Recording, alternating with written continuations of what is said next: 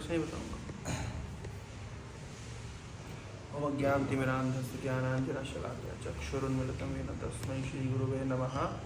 नमः ओम विष्णुपादाय कृष्णप्रेष्ठाय भूतले श्रीमते भक्तिवेदान्तस्वामी नामिने नमस्ते सारस्वती देवे गौरवाणी प्रचारिणे निर्विशेष शून्यवादी पाश्चात्य देशतारिणे श्री कृष्ण चैतन्य प्रभु नित्यानंद श्री अद्वैत गदाधर शिवासादि गौर भक्तवृंद हरे कृष्णा कृष्ण कृष्ण हरे हरे हरे राम राम राम हरे हरे। तो चैतन्य शिष्टाष्टकम, अष्टकम मतलब होता है 8, अष्टक, गुरु अष्टकम, दामोदर अष्टकम। अष्टक मतलब अष्टक मतलब 8 प्रेयर्स है ना। तो 8 का समूह को अष्टक कहते हैं, है ना। जो हम सुबह गाते हैं कहते हैं गुरु अष्टकम, अष्टक, इसमें 8 प्रेयर्स हैं। तो शिष्टाष्टकम, तो ये चैतन्य महाप्रभु के द्वारा शिक्षाएं दी गई है। कितनी शिक्षा दी गई है? 8 शिक्षाएं, 8 शिक्षा दी गई है, इसलिए उसको अष्टक कहा जाता है। चैतन्य महाप्रभु ने कोई अलग और कोई ग्रंथ नहीं लिखा, केवल 8 शिक्षाएं दी है बस। चाहते तो चैतन्य महाप्रभु बहुत बड़े स्कॉलर थे, बहुत कुछ लिख सकते थे, उन्होंने नहीं लिखा। उन्होंने जस्ट 8 प्रेयर्स दिए या 8 शिक्षाएं दी है, एक बात। दूसरी बात, चैतन्य महाप्रभु ने एक बार एक ग्रंथ लिखा था ना? क्या है? हाँ, एक ग्रंथ लिखा था। तो वो व्याकरण और न्याय मतलब लॉजिक, व्याकरण और लॉजिक के ऊपर एक उन्होंने ग्रंथ लिखा था। तो जिस ग्रंथ को उन्होंने अपने फ्रेंड को दिखाया, तो फ्रेंड ने भी एक ग्रंथ लिखा था। तो जब फ्रेंड ने ग्रंथ लिखा था, तो जब महाप्रभु को दिखाया और महाप्रभु ने अपना ग्रंथ अपने फ्रेंड को दिखाया, तो उनके फ्रेंड ने सोचा कि यार इतना अच्छा ग्रंथ लिखा है महाप्रभु ने, निमाई ने, चैतन्य महाप्रभु का नाम था निमाई, तो फिर मेरे ग्रंथ को कौन पूछेगा। तो थोड़ा सा मोरोज हो गया, स्वाभाविक है। तो महाप्रभु ने सोचा नहीं मैं अपने दोस्त को इस तरह मोरोज कैसे कर सकता हूँ। उन्होंने अपने ग्रंथ को उठा के पानी में फेंक दिया। तो परम पूज्य राधा गोविंद महाराज बताते हैं कि बोले कि मैं क्यों मानता हूँ चैतन्य महाप्रभु भगवान है। राधा गोविंद महाराज प्रवचन में बोले इतनी बड़ी, मतलब इतना बड़ा ग्रंथ लिखा, कितनी मेहनत करी हो, कितनी मानो कोई PhD करी, 5 साल 6 साल थीसिस करके, रोज कोई थीसिस किया, 5-6 साल PhD किया, और अपने PhD को पानी में बहा दे जस्ट बिकॉज कि कोई दोस्त को बुरा ना लग जाए। ये कोई सामान्य व्यक्ति कर सकता है? इतना विरक्त तो केवल भगवान ही हो सकते, और कोई नहीं हो सकता। तो राधा गोविंद महाराज बताते हैं कि इसलिए बोले मुझे लगता है महाप्रभु भगवान इसलिए है क्योंकि कितना उनका मतलब वैराग्य का भाव है। देखो कि उन्होंने अपने द्वारा लिखे गए ग्रंथ को पानी में बहा दिया। तो चैतन्य महाप्रभु ने 8 शिक्षाएं दी है, जो बहुत ही हम तो generally word to word meaning पढ़ लेते हैं, लेकिन उसका एक डीप मीनिंग है। तो पहले श्लोक के ऊपर रूपम प्रभु ने जैसे बताया, हम उसको डिस्कस कर रहे हैं। तो भगवान के नाम संकीर्तन करने से 7 बेनिफिट्स हैं, इसमें 7 बेनिफिट बताए गए। भगवान का नाम की चैंटिंग करने से क्या क्या होता है? होता तो अनलिमिटेड बेनिफिट्स है, लेकिन इसमें 7 बताए गए। ठीक है, तो सबसे पहला बेनिफिट क्या होता है? तो बोल रहे हैं चेतो दर्पणम आर्जनम। भगवान का नाम जप करने का, नाम संकीर्तन करने से क्या होता है? चेतो दर्पणम आर्जनम मतलब हमारे हृदय का दर्पण साफ होता है। मार्जन मतलब आज जैसे हम लोग करेंगे बेस में मार्जना, मार्जन मतलब साफ सफाई, मार्जन कहते हैं इसको। हॉस्टल में होती है मार्जन?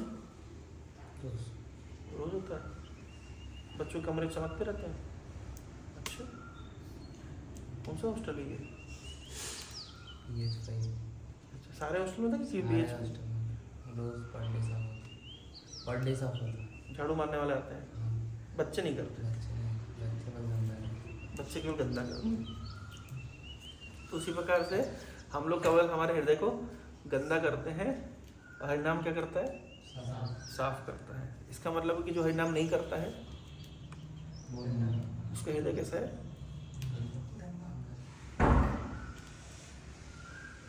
जो हरिनाम नहीं करता है उसका हृदय कैसा है? साफ नहीं है, कैसा है? गंदा है। गंदा है। तो क्या गंदे हृदय को साफ करना तो क्या करना पड़ेगा? परिणाम करना पड़ेगा। मन करे तो करो, नहीं मन करे तो भी करना पड़ेगा, अगर साफ करना है तो। अगर साफ करने में कोई रुचि नहीं है तो कोई बात नहीं। अगर किसी व्यक्ति को कोई रुचि नहीं है, मेरे को अपना हृदय साफ करना है, तो कोई बात नहीं, मत करो। तो क्या नुकसान है हृदय साफ नहीं होगा तो? गंदा रहेगा। गंदा रहने से क्या नुकसान है? माइंड कंट्रोल नहीं रहेगा। हृदय गंदा रहने से क्या नुकसान है? घर गंदा रहने से क्या नुकसान है? पड़ा रहे, बेस गंदा पड़ा रहे, बीमारियां और बीमारियां फैलेगी। और कैसी बीमारी? गंदा हृदय का मतलब है गंदे घर का, गंदा घर है उसकी, उसमें बीमारियां हैं। किस प्रकार की बीमारियां होती है? मच्छर पनपेंगे, जर्म्स पनपेंगे, उससे बीमारियां होगी। उसी तरीके से हृदय गंदा होगा तो कौन सी बीमारियां होगी? काम, क्रोध, ईर्ष्या, तो विभिन्न प्रकार की बीमारियां पनपेगी। कब? जब हृदय गंदा रहेगा। और हृदय गंदा कब रहेगा? जब हरिनाम नहीं करेंगे। अच्छा, बीमारियां पनपती है गंदगी में, और क्या होता है?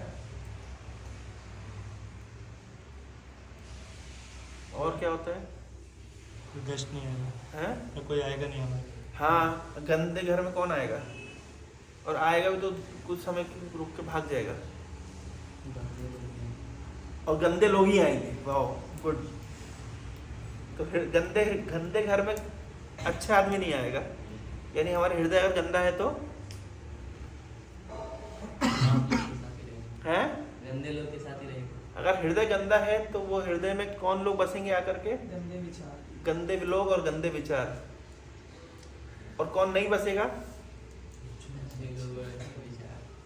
इसका मतलब है जिसका हृदय गंदा है उनका भगवान के भक्तों के प्रति, भगवान के प्रति कोई आकर्षण नहीं होगा। और जिनका हृदय साफ है उनका स्वाभाविक रूप से भगवान के प्रति और भगवान के भक्तों के प्रति आकर्षण होगा।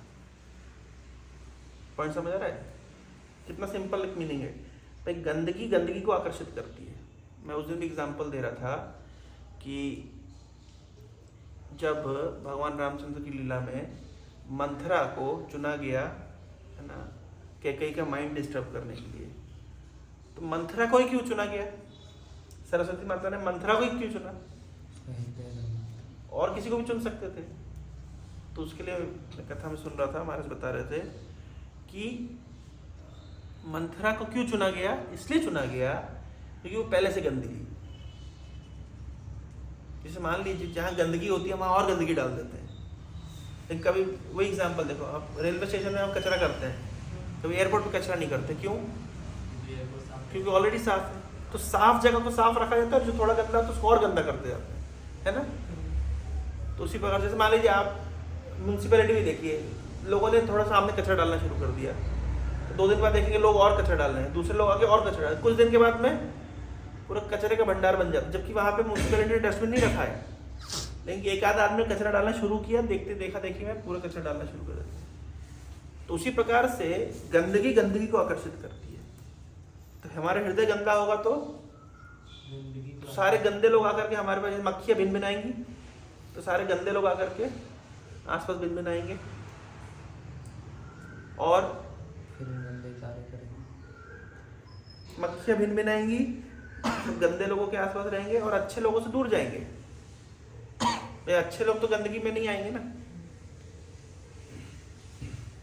तो कोई भी जब सिद्धांत को 2 एंगल से देखना चाहिए। एक, अगर हम गंदे होंगे तो केवल गंदे लोग हमारे प्रति आकर्षित होंगे, वाइस वर्सा हम गंदे लोग के प्रति आकर्षित होंगे क्योंकि हम गंदे हैं। Like dissolves like.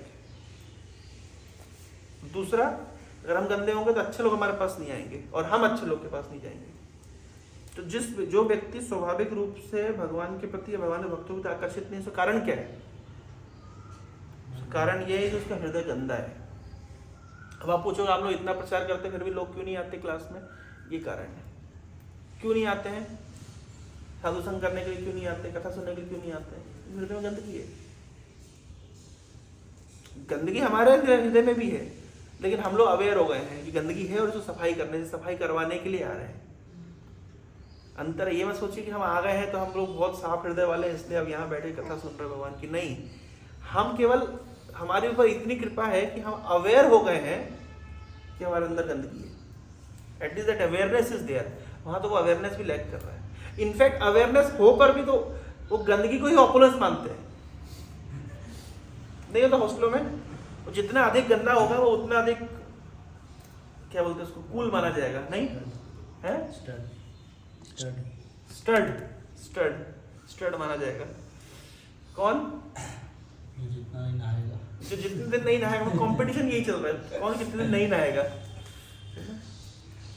एनीवे, तो गंदगी को आकर्षित करती है। तो गंदगी ही गंदे विचारों को और गंदे लोगों को आकर्षित करेगी। तो इसका समाधान क्या है? हृदय को साफ बनाया जाए। साफ कैसे बनाया जाए? हरिनाम करना। तो चेतो दर्पण मार्जन। तो हरिनाम का सबसे बड़ा बेनिफिट क्या है? सबसे पहले हृदय की सफाई शुरू करता है हरिनाम। और कोई तरीका भी है क्या? कोई और तरीका है हृदय को साफ करने का हरिनाम के अलावा? बाथरूम साफ करने से हृदय शुद्ध होता है। यस, भगवान के साथ युक्त होकर के किया गया कोई भी कार्य जिसमें से हरिनाम प्रमुख है, वो सब शुद्धिकरण के साधन। जैसे शृण्वताम सुकथाम कृष्ण पुण्य श्रवणम कीर्तनात् हृदय अंतस्थि अभद्राणि विधुनोति विधुनोति, विशेष रूप से धुनोति। तो भगवान की कथा सुनने से क्या होता है? हृदय का विधुनोति। धुनोति मतलब सफाई। धुनोति समलम कृष्ण, समलम, जितना मल है चिपका हुआ है उसको कृष्ण क्या करते हैं? प्रविष्ट कर्ण रंध्रेणा स्वानाम भाव सरोरुहम धुनोति समलम कृष्ण सलिलस्य यथा शरद। जब इन कान के अंदर से भगवान की कथा प्रवेश करती है तो हृदय की शुद्धिकरण शुरू होता है। कौन शुद्धिकरण करता है? साक्षात कृष्ण स्वयं हार्पिक लेकर के और बॉटल लेकर के, मतलब हार्पिक की बॉटल लेकर के और ब्रश लेकर के हृदय में घुस जाते हैं। कहाँ से घुसते हैं? कान से घुसते हैं। तो जो कथा नहीं सुनता है, जो ऐसे कर लेता है, जो कथा के समय भाग जाता है, जो कथा के समय नहीं आता है, माया साफ तो उसके कान से कृष्ण प्रवेश नहीं करते। तो जब कृष्ण प्रवेश नहीं करते, अब आप अलाउ ही नहीं कर रहे हो कृष्ण को, अब कृष्ण खुद जाकर करने जा रहे हैं। बेस के सीनियर क्या बाथरूम साफ करेंगे? कृष्ण स्वयं जीव के हृदय में घुस जाते हैं। कहां से घुसते हैं? कान से। प्रविष्ट कर्ण रंध्रेणा, रंध्रेण मतलब छेद से। कौन से छेद से? कान के छेद से कृष्ण प्रवेश करते हैं। कहां प्रवेश करते हैं? हृदय में प्रवेश करते हैं। और क्या करते हैं फिर? हार्पिक उठाते हैं, ब्रश उठाते हैं और सफाई शुरू कर देते हैं। कब? जब आप उनको कान से प्रवेश करने दें। समझ रहे हैं? कान से प्रवेश करना उनको अलाउ करना चाहिए। तो कोई भी भगवान से जो कोई भी जो कार्य होता है जिसमें उसको भक्तिमय कार्य कहते हैं, उससे हृदय का शुद्धिकरण होता है। सभी भक्ति के प्रोसेस में पहला प्रोसेस क्या है? नाम आदि भी। भक्ति के सारे प्रोसेस में प्रथम प्रोसेस क्या है? नाम संकीर्तन। इससे क्या होता है? हृदय का मार्जन होता है। और कौन मार्जन करता है? स्वयं कृष्ण मार्जन करते हैं। स्वयं कृष्ण मार्जन करते हैं।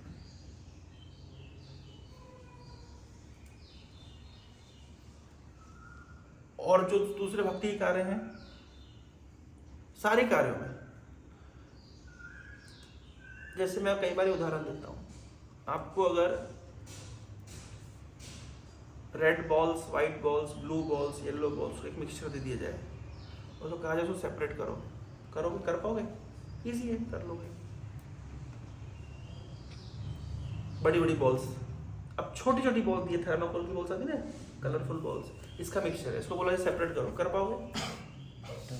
करोगे, लेकिन थोड़ा डिफिकल्ट है। क्यों डिफिकल्ट हो गया? वो बड़ी बड़ी बॉल्स थी, उनको सेपरेट करना इजी था, वही छोटी छोटी बॉल हो गई, उसको सेपरेट करना मुश्किल हो गया, थोड़ा डिफिकल्ट हो गया। अच्छा, अब और एक थोड़ा सूक्ष्म हो, पानी के अंदर नमक घोल दिया है, सेपरेट करना है, कर पाओगे? कर पाओगे? डिस्टिलेशन प्रोसेस है, पर थोड़ा कॉम्प्लिकेटेड प्रोसेस है, और थोड़ा कॉम्प्लिकेट बनाते हैं। पानी के अंदर इंक घुली हुई है, लिक्विड के अंदर लिक्विड है, ये तो लिक्विड में सॉलिड था, लिक्विड के अंदर पानी, अब पानी के अंदर इंक घुली है, सेपरेट कर पाओगे? कौन सी टेक्निक? क्रोमेटोग्राफी। डिफिकल्ट है लेकिन होगा, नहीं काफी डिफिकल्ट हो जाएगा। अब गैस के अंदर ही में गैस का मिक्सचर है, उसमें से अलग अलग करना है, एयर से नाइट्रोजन सेपरेट करना है, ऑक्सीजन सेपरेट करना है, कार्बन डाइऑक्साइड सेपरेट करना है, कैसे करोगे? तो एयर लिक्विफिकेशन प्रोसेस होता है, बहुत डिफिकल्ट होता है, बहुत कॉम्प्लिकेटेड होता है, बड़ी बड़ी मशीनें होती है, जितना बड़ा हमारा घर नहीं उतनी बड़ी बड़ी मशीनें होती है। तो जितना हम सूक्ष्म जा रहे हैं, प्यूरिफिकेशन का जो प्रोसेस है, क्लीनिंग का जो प्रोसेस है, उतना ज्यादा कॉम्प्लिकेटेड होता जा रहा है, डिफिकल्ट हो जा रहा है। अब आप देख लीजिए, इसी तरीके से हमारा मन, ये भी एक मैटर है ना, कहाँ लिखा है? मन मैटर है कि नॉन मैटर है? जिसे हवा एक मैटर है, पानी एक मैटर है, सॉलिड पदार्थ एक मैटर है, मन क्या है? मन भी मैटर है, लेकिन कैसा मैटर है? सूक्ष्म मैटर है। भूमि रापो नलो वायु खम मनो बुद्धि रेवच अहंकार इत्यम में भिन्ना प्रकृति राष्ट्रता। तो मन भी क्या है? एक मैटर है, लेकिन कैसा मैटर है? सूक्ष्म मैटर है। तो हम देख रहे हैं जितना सूक्ष्म हम जा रहे हैं, सॉलिड को सेपरेट करना इजी था, लिक्विड को सेपरेट करना डिफिकल्ट था, उससे ज्यादा डिफिकल्ट था गैस को सेपरेट करना। तो इसी प्रकार से अगर मन के अंदर से गंदगी को सेपरेट करना है, चित्त के अंदर से गंदगी को सेपरेट करना है, the process is even more complicated and that can be easily achieve by हरिनाम चेतो दर्पण मार्ग। इसका मतलब कि जो हरिनाम नहीं करता है, कोई स्कोप नहीं है, कोई और ऐसी मेडिसिन नहीं बनी है, ऐसा कोई यंत्र नहीं बना है जो हृदय को शुद्ध कर सके एक्सेप्ट हरिनाम। कठिन है समझना। अच्छा, अब आप हरिनाम करेंगे जब, मैं आपको एक प्रैक्टिकल फॉर्मूला बताता हूँ, प्रैक्टिकल एक्सपेरिमेंट। हरिनाम करने से काम प्रोसेस कैसे काम करता है सुनिए, बहुत इंटरेस्टिंग है। जब आप हरिनाम करना शुरू करते हैं ना, तो हरिनाम करते करते विद इन कुछ ही समय में, आपको कुछ ही दिनों के अंदर आप अनुभव करेंगे, आपको आपकी गंदगी दिखने लगेगी जो आपको पहले दिखती नहीं थी। मतलब वो आपकी आंख के सामने आएगी, दिखेगी आपको, आप उसको क्या बोलते हैं, उसको आप खुद रियलाइज कर पाएंगे, अच्छा मेरे अंदर गंदगी है, जबकि पहले भी थी पर आपको रियलाइजेशन में नहीं था। लोग बोलते हैं कि हम भक्ति में आने को ज्यादा लस्टी हो गए, अनुभव किया है? नहीं अनुभव है? हमारा तो अनुभव है। बोले हमको तो कभी, हम स्कूल कॉलेज में इतने लस्टी नहीं थे, अभी भक्ति में ज्यादा लस्टी हो गए। ऐसा क्यों होता है?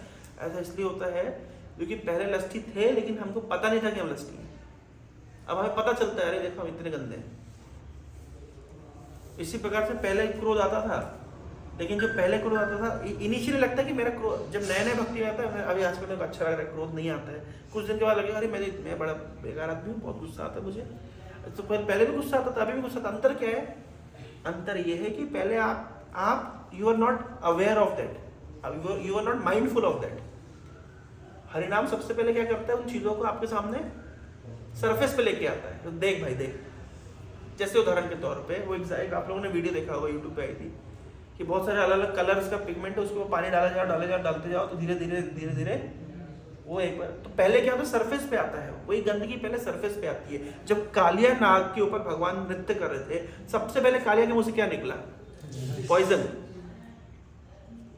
जो अंदर दबा हुआ पॉइजन था, वो कृष्ण के कार्य के फणों पे नाचने से वो पहले वो पॉइजन निकल रहा था। उसी प्रकार से हमारे हृदय में जितना विष भरा हुआ है, जब कृष्ण हमारे जीवा के ऊपर हरिनाम के माध्यम से नृत्य करेंगे, हरिनाम के रूप में नृत्य करेंगे, सबसे पहले क्या निकलेगा? अंदर से विष बाहर निकलेगा। जब समुद्र मंथन हो रहा था तो मंथन होता है तो सबसे पहले क्या निकलता है? विष निकलता है। उसी प्रकार जब हरिनाम हमारे हृदय का मंथन करता है, सबसे पहले क्या निकलता है? विष। और नहीं मंथन करेंगे तो क्या होगा? नहीं निकलेगा, वो दबा रहेगा अंदर, है एक्यूमुलेट होता चला जाएगा। कितना सिंपल है। लोग बोलते हैं अरे क्या भक्ति उक्ति करना है, कहाँ मंदिर जा रहे हो, क्यों हरिनाम कर, क्यों सुबह उठना है? आराम से, पर दिल साफ होना चाहिए।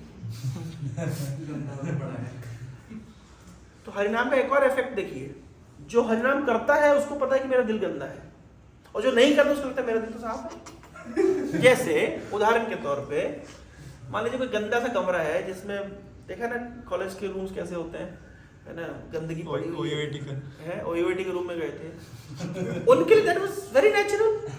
गंदा, वो कहाँ गंदा है? गंदगी क्या होता है? उन्हें अनुभव ही नहीं गंदगी क्या होती है भाई। साफ तो है ब्रो, ये गंदा का है। रूम में भारी गंदी बदबू आ रही हो, आप अंदर घुसे आपको बदबू आ रही है, उनको फील ही नहीं हो रही बदबू, क्यों?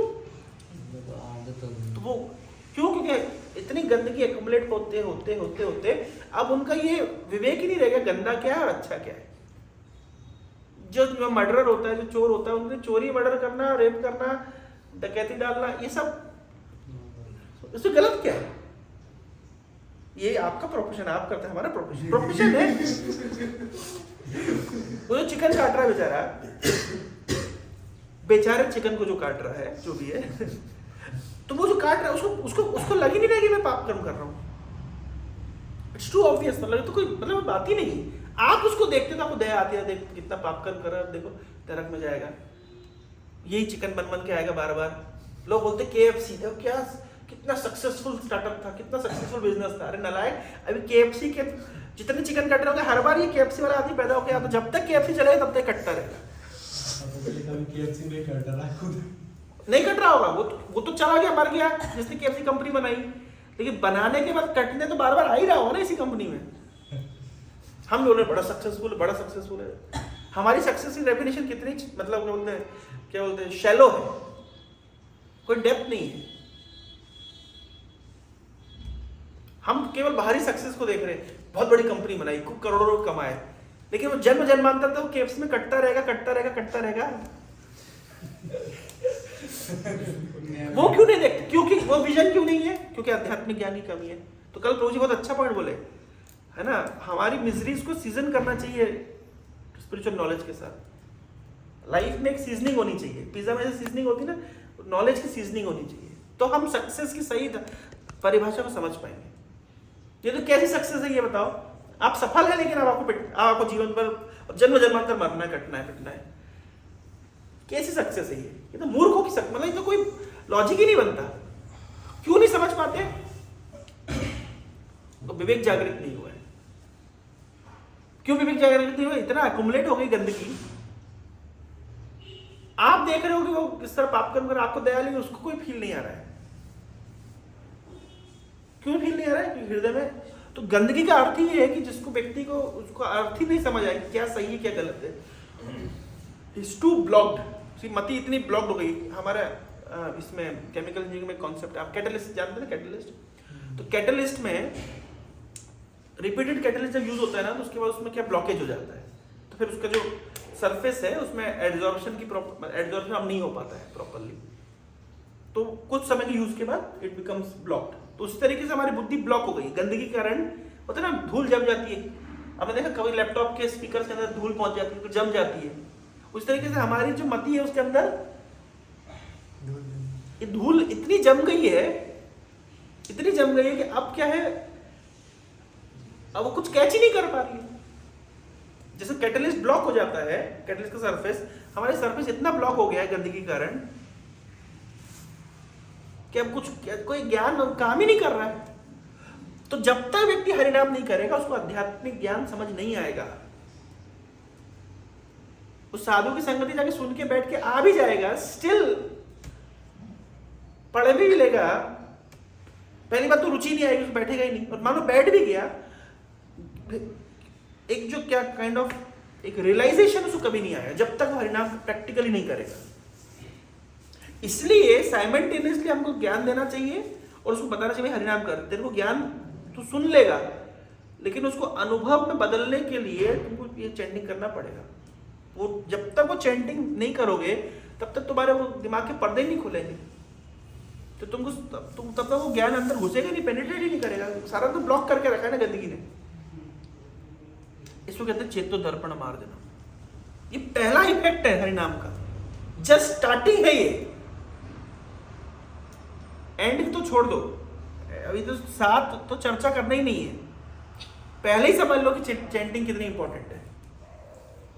लेकिन चलो चैंटिंग इंपॉर्टेंट, लेकिन किस तरह की चैंटिंग? ऋतिक जैसे माला जैसे कंप्लीट हुई और फेंक करके भाग गए, कहीं एक बार माला ना करवा ले तो कर करके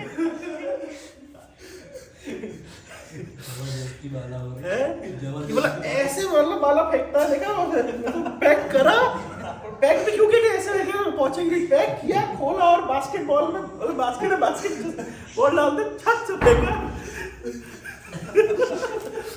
ऐसा फेंक के गायब होते हैं जैसे कि कोई दूसरी वाला ना पकड़ा दे। एक बार ये नेक्टर ऑफ डिवोशन है ना, भक्ति रसामृत सिंधु में बहुत अच्छे अच्छे एग्जाम्पल दिए। क्या एग्जाम्पल दिए? एक एग्जाम्पल आप सुनेंगे तो आपको आश्चर्य होगा।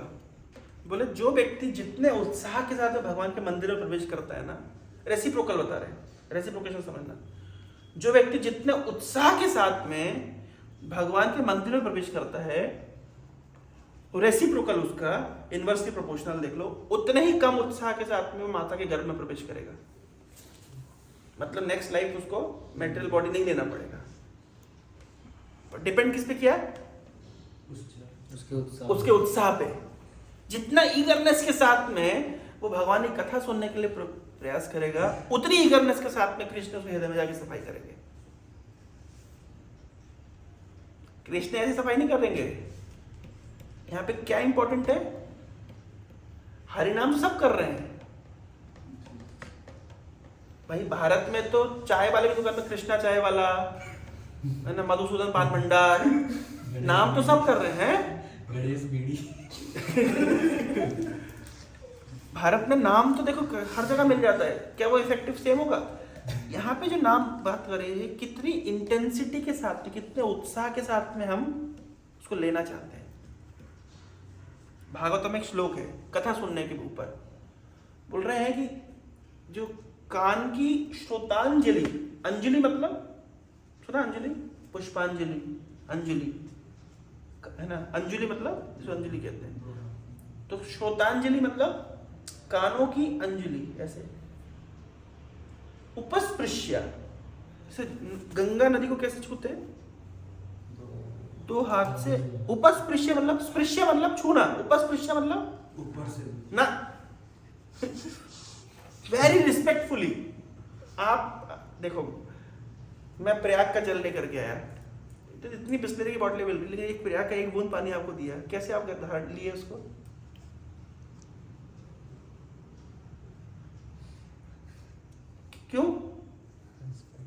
क्यों इतना रिस्पेक्ट? गंगा नदी, गंगा जल को कोई ऐसा छूता है कितना रिस्पेक्ट के साथ में, उपस्पृश्य। उसी प्रकार जिस प्रकार से हम गंगा के जल को उपस्पृश्य, बड़ा रिस्पेक्टफुली हम उसको रिसीव करते हैं, तो श्रोतांजलि, कानों की अंजलि बना करके बड़े ध्यान से एक एक शब्द को सुनना चाहिए। जैसे पड़ोसी होती है ना, तो एक पड़ोसन दूसरे पड़ोसी की बुराई करती है, पड़ोस वाले घर में झगड़ा चल रहा है, तो औरतों की आदत होती है कान ऐसे उपस्पृश्य, कान उग्र श्रवा, ऐसे कान को ऐसे उठा के सुनते क्या लड़ाई हो रही है, क्योंकि उनको पूरे मोहल्ले में ब्रॉडकास्ट करना होता है। पता है हमारे पड़ोस में ऐसे झगड़ा हो रहा था, उनके घर में क्या झगड़ा हो रहा है, पूरा टॉपिक को सुनते हैं, मतलब देर सो, मतलब एक कोई शब्द भी मिस ना हो जाए। या दूसरी तरफ में आप ही गुणगान कर रहा है, तो मान लीजिए कोई ऋतिक प्रभु गुणगान करे, ऋतिक प्रभु देखो कितने मतलब फर्स्ट ईयर में हो गए, थर्ड ईयर के बच्चों को पढ़ाते हैं। इस तरह कोई ऋतिक, मानो ऋतिक अपने कमरे में है और यहाँ उसे गुणगान चल रहा हो, तो ऋतिक वहाँ सुनने की कोशिश नहीं करेगा, कोई एक शब्द मिस ना हो जाए, क्या बोल रहे मेरे बारे में, है कि नहीं? तो हम तो कुछ जगह पे हमारा ये उपस्पृश्य उग्र श्रवा ये फीलिंग रहता है, पर जब कथा होती है तो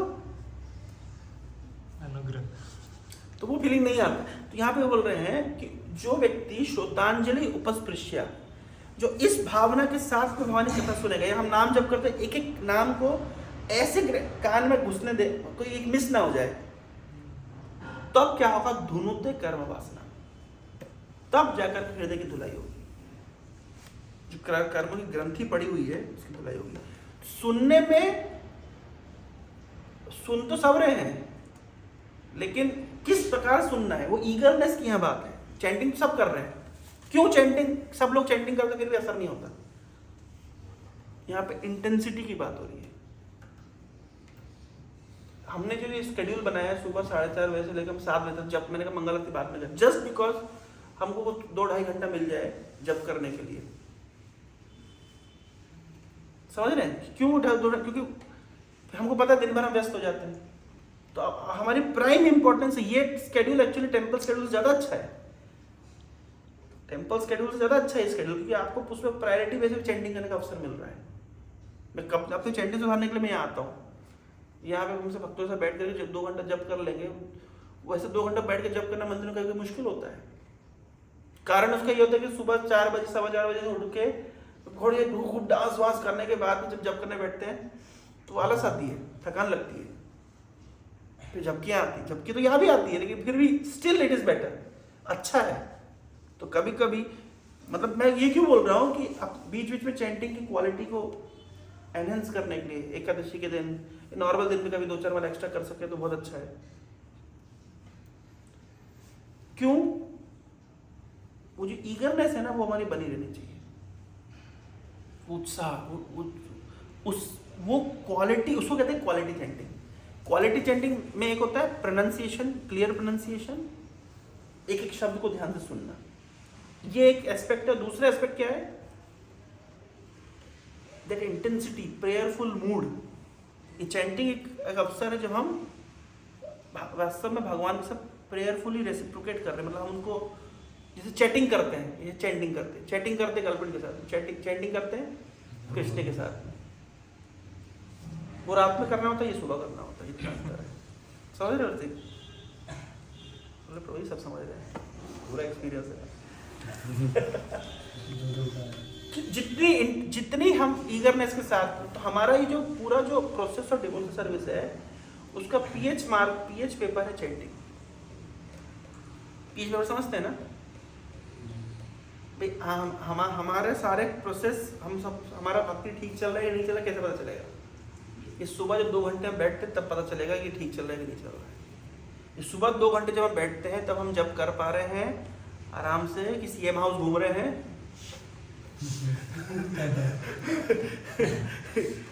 उससे पता चलेगा कि हमारा भक्ति सही स्टैंडर्ड है या नहीं।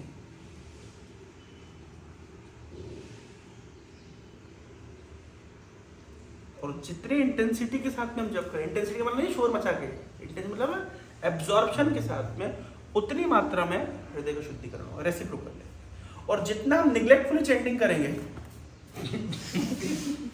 तो भगवान भी दबा हो जाएगा।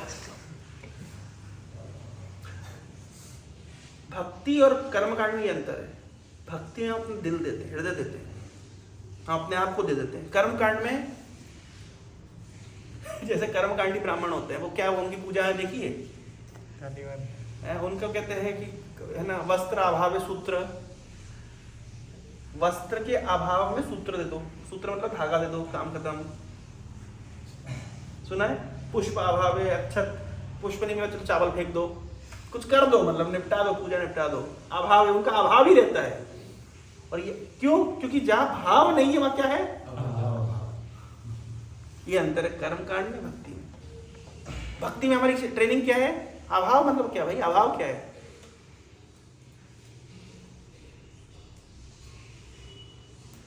भक्ति में अभाव का क्वेश्चन नहीं है, सब भाव का क्वेश्चन है। हर चीज पे हमको अटेंशन देना है, हर चीज में क्यों अटेंशन देना है? कृष्ण के लिए, कृष्ण के लिए। उनके सुख के लिए, उनकी सेवा के लिए। कितना कॉन्शियसनेस बनता है। कर्मकांडी का कॉन्शियसनेस क्या है? निपटाओ, काम चलाओ, होना चाहिए, बस काम हो गया। यहाँ पे काम चलाओ, काम से मतलब नहीं है। तो चैंटिंग होनी चाहिए कैसे? विद अभाव के साथ नहीं, भाव के साथ। काम चलाने के लिए, निपटाने के लिए नहीं कर रहे हैं हम। किसके लिए कर रहे हैं? भगवान को प्रसन्न करने के लिए, प्लीज करेंगे। तो जितनी मात्रा में उनको प्लीज करेंगे रेसिप्रोकली, उतनी मात्रा में हमारा हृदय शुद्धिकरण होगा। इसको कहते हैं चेतो दर्पण मार्जन। समझ आया? तो भव महादावाग्नि निर्वापणम हम अगले सप्ताह चलेंगे, देखेंगे।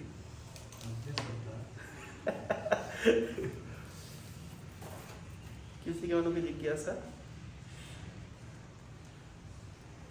जी जैसे यहाँ पे सब बैठ के जप करते हैं तो सब बहुत लाउड वॉइस में जप करते हैं तो अपना आवाज़ सुनाई नहीं देता है, आवाज़ मिसमैच हो जाती है, तो इसके लिए क्या करें? इसके लिए सब लोग थोड़ा धीरे जप कर सकते हैं। आप थोड़ा दूर बैठ सकते हो, उधर उधर, पर जब फिर भी साथ में बैठ के करना चाहिए। भाई पीने का मजा तो मैंने लास्ट टाइम बताया था, साथ में ही है ना। ऐसा देखा गया है, मैंने हल्दरवाज मेरे को बोले थे, मेरा भी अनुभव है। जैसे मान लीजिए आप अकेले खाएंगे ना तो आप कॉशियस रहेंगे मैं डाइटिंग पे हूँ, और सब सारे बैठ जाएंगे ना, सब लिए जा रहे तो आप भूल जाएंगे आप डाइटिंग पे, आप और भूल कर लेंगे, तो ज़्यादा खा जाएंगे। मतलब जितनी आपके लिमिट, जितनी आपकी कैपेसिटी से ज़्यादा खा लेते हैं, क्यों? क्योंकि आप संग में बैठे हैं। उसी प्रकार से संग में जप करने का भी लाभ है, मल्टीपल लाभ है। आपको नींद आ गई तो सब पड़ोसी उठा देगा, और मान लीजिए आप सीनियर हो, आपको कोई उठा नहीं पा रहा तो आपको खुद ही शर्म आ जाएगी, अरे मैं सो गया था, फिर ऐसे आप लोग क्या करें। हम इतने बंद हैं।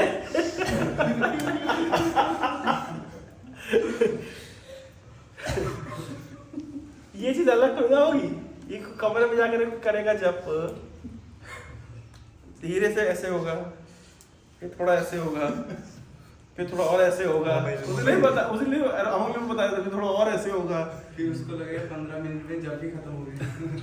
तो कई तरीके। सबसे खतरनाक होता है कि माला छूट जाती है। हाँ, माला ही गिरती है भाई। करते करते तो संग में जप करना बहुत अच्छा है एक्चुअली। ये क्यों मैं बता रहा हूँ, बहुत लोग की आदत ऐसी हो जाती है। हमारे मंदिर में तो मतलब भारी हालत खराब है, क्योंकि इतने साल में कोई ट्रेनिंग नहीं हुई, तो बाकी सब मंदिरों ने अडेप्ट कर लिया। हमारे मंदिर में तो आप जप सेशन में हार्डली कोई ब्रह्मचारी नहीं देखो। वो कहाँ जप कर रहे हैं? कोई अपनी गुफा में, कोई अपनी गुफा में, कोई अपनी गुफा में। ये बहुत रिस्की है। वो इंटेंसिटी नहीं आती है, वो इंटेंसिटी आती है साथ में जप करने से। अगर आपको लग रहा है कि बहुत लोग, ये लोग चिल्ला चिल्ला के जप कर रहे हैं, हालांकि हमारे तो चिल्लाते नहीं है, स्टिल अगर आपको लग रहा है थोड़ा सा दूर बैठ जाओ, उधर बैठ जाओ, उधर बैठ जाओ, आसन लेकर के। चटाई छोटा पड़ जाता है पास, तो चटाई और खरीद लो, इतनी कंजूसी क्यों? आसन रखें वहाँ पे, अंदर रखें, उसको बिठा के बैठ जाओ। परंतु एक साथ जगह पर जप करना ज़्यादा बेनिफिशियल है। एक तो क्या, एक तो जब साथ में बैठ के करना चाहिए, कोशिश करना चाहिए फिक्स टाइम पे करें। फिक्स टाइम मतलब सुबह का टाइम निकालना है। कल मेरा अनुभव है, सुबह नहीं कर पाया मैं टाइमली जब, तो जिस दिन सुबह नहीं होता है तो दिन फिर माला पे दिन भर खींचता रहो। दूसरी बात है, साथ में बैठ कर करने में एक मतलब एब्जॉर्प्शन ज़्यादा आता है, जो अकेले बैठ करके डिस्ट्रैक्शन ज़्यादा आता है।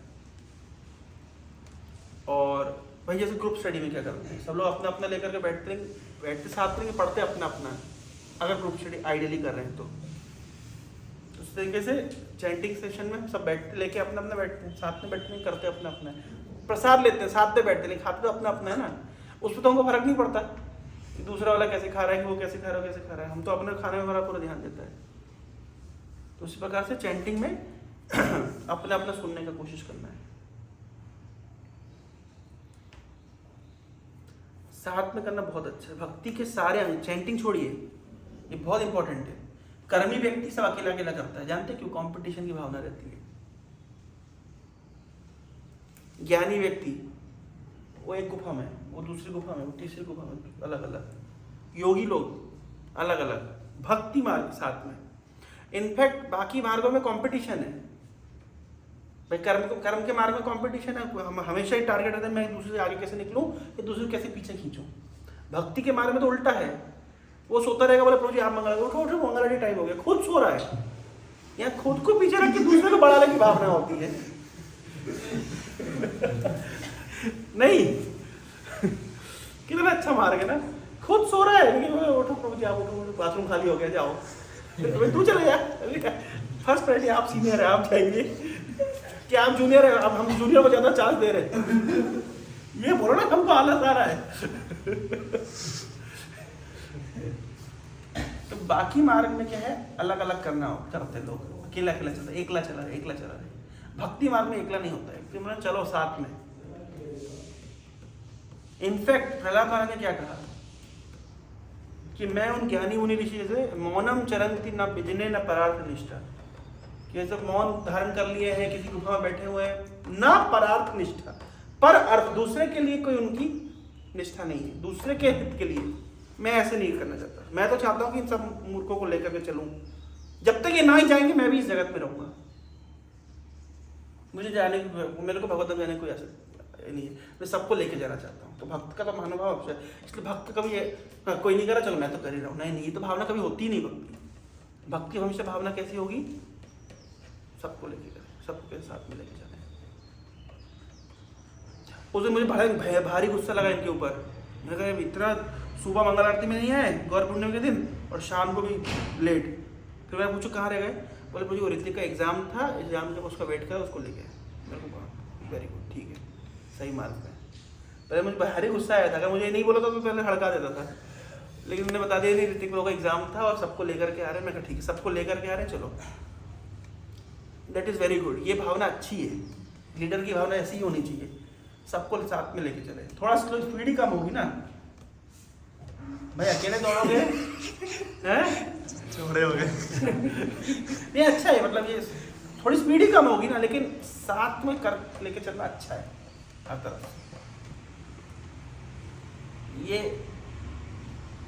अच्छा, साथ में लेकर एक और फायदा है, आप अकेले भगवान को प्लीज नहीं कर सकते। भाई आप अकेले गए सीएम हाउस के सामने, जिंदाबाद जिंदाबाद मुर्दाबाद, कौन सुनेगा आपकी? और आप 50 आदमी को साथ में लेकर गए, नहीं चलेगी नहीं चलेगी, तानाशाही नहीं चलेगी, बंद करो दादागिरी बंद करो, तो सुनना पड़ेगा। सो क्यों? 50-100 लोग इकट्ठे हुए हैं, इसको कहते हैं कांग्रेगेशन। इसलिए यहाँ संकीर्तन बोला, संघ में साथ में कीर्तन करना है, सबके साथ। संकीर्तन शब्द कई अर्थ है, एक अर्थ है बहु मैं वो संस्कृत फ्रेज भूल रहा हूँ, बहु भी मिली, मतलब इस तरह कुछ है, बहुत लोग मिल करके जब एक साथ करते हैं संकीर्तन कहते हैं। तो ये एक साथ मिल करके जब हम करते हैं तो भगवान को ज़्यादा प्लीज कर पाते हैं। और अकेला अकेला अपना अपना करते हैं, that is not very pleasing to Krishna.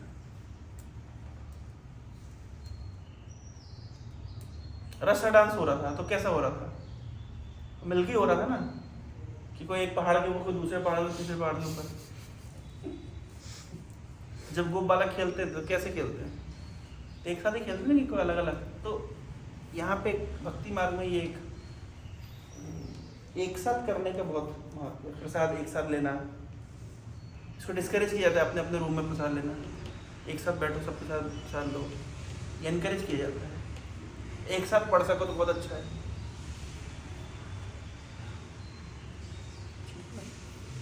और कुछ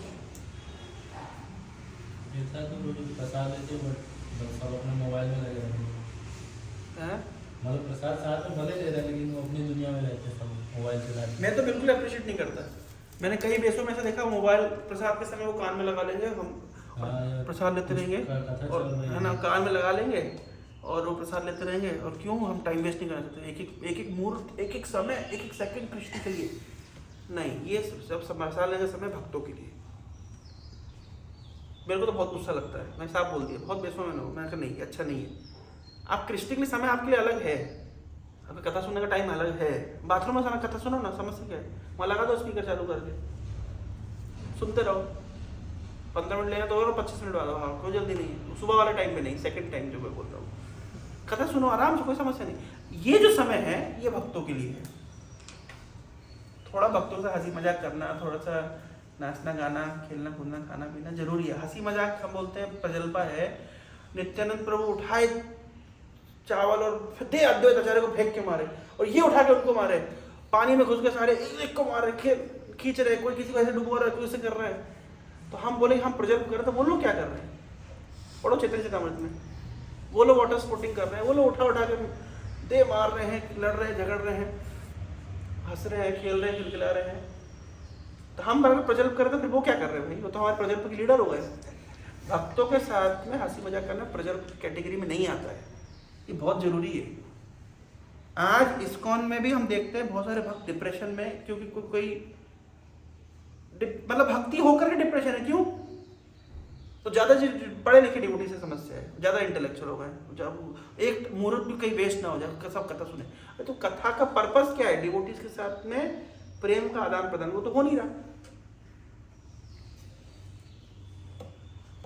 प्रेम का आदान प्रदान ही तो रस देता है ना भाई। अच्छा, भक्तों के लिए सब मतलब भक्ति छोड़िए, हमारा सबसे बड़ा वो क्या है, मतलब वरदान क्या है हमारे लिए? भगवान का संग, भक्तों का संग।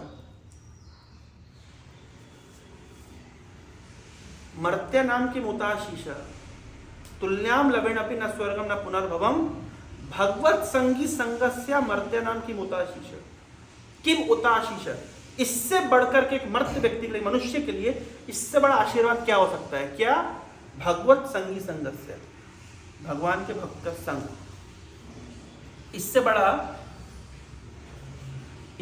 आशीष, इससे बड़ा आशीर्वाद कुछ नहीं हो सकता। भगवान के संग, भगवान का संग तो ध्रुव को मिला, तो ध्रुव बोलता भगवान मैं आपके लिए हम संग में हमेशा रहूं, नहीं बोला मैं आपके भक्तों के संग में रहूं, ये बोला।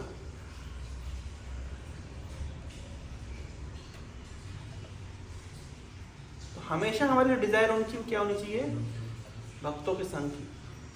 भक्तों के संग में 3 कैटेगरी होती है, सीनियर, इक्वल और जूनियर। सीनियर के साथ संग करना चाहिए 15% या 20%। जूनियर के साथ संग करना चाहिए 20%। बच्चा कितना? 60। वो इक्वल के साथ संग करना चाहिए।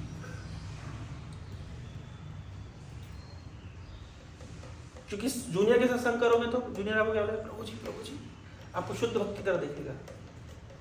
और सीनियर के साथ संग करोगे तो सीनियर आपको केवल इंस्ट्रक्शन देगा, तो आप प्रोटेक्टेड रहोगे, आप ग्रो करने की अपॉर्चुनिटी नहीं मिलेगी। बाथरूम सारे सीनियर धो देंगे तो आप क्या करोगे? जो इक्वल होता है ना, वो आपकी सफाई करेगा। जो आपकी जो हृदय के अंदर जो अनर्थों की सफाई होती है ना, वो इक्वल करते हैं एक्चुअली। इसलिए ये फॉर्मूला ध्यान रखना चाहिए कि इक्वल डिवोटीज के संग में ज्यादा रहना चाहिए, फ्रेंडशिप क्वालिटी। अब फ्रेंडशिप के साथ, फ्रेंड्स के साथ रहोगे तो कैसे रहोगे?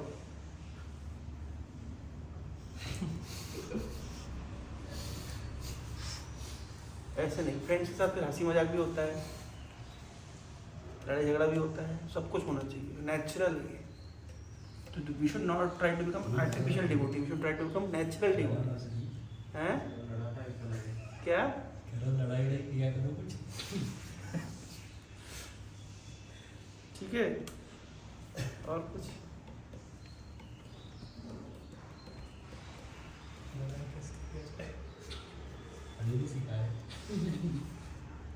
उसे पूछे मैं जगह से लड़ाई किया था कि नहीं, मुझे बताएगा वो। सीनियर से भी लड़ाई कर सकते हैं। वो तो मेरे इक्वल है ना, मतलब ऑलमोस्ट सीनियर को इक्वल ही कहते हैं, फ्रेंड्स है ना हम। सीनियर से भी लड़ाई कर सकते, क्यों नहीं कर सकते? जरूरत पड़ने पर क्या नहीं कर सकते। कृष्ण महाराज प्रभुपाद जी से लड़े, गुरु से लड़ाई हो जाती है, उस तरह रिलेशनशिप होना चाहिए। मैं एग्जांपल देता हूँ। तमाल कृष्ण महाराज प्रभुपाद को बोले, Prabhupada you can not read this, no. तो प्रभुपाद कहते हैं माय स्टारवेशन टीम हैज कम।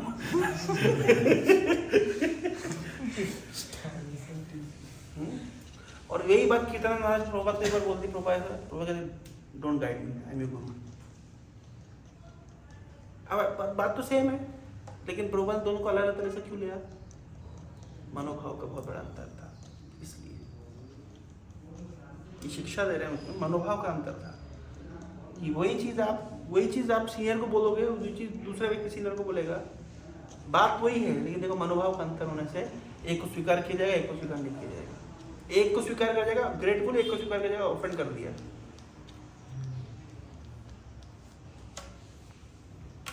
तो मोरल ऑफ द स्टोरी है कि जो हरि नाम नहीं करता उसका हृदय साफ नहीं होता। हरे कृष्णा कृष्णा कृष्णा हरे हरे, हरे राम राम राम हरे हरे। श्रील प्रभुपाद की जय। श्रीमान चैतन्य महाप्रभु की जय।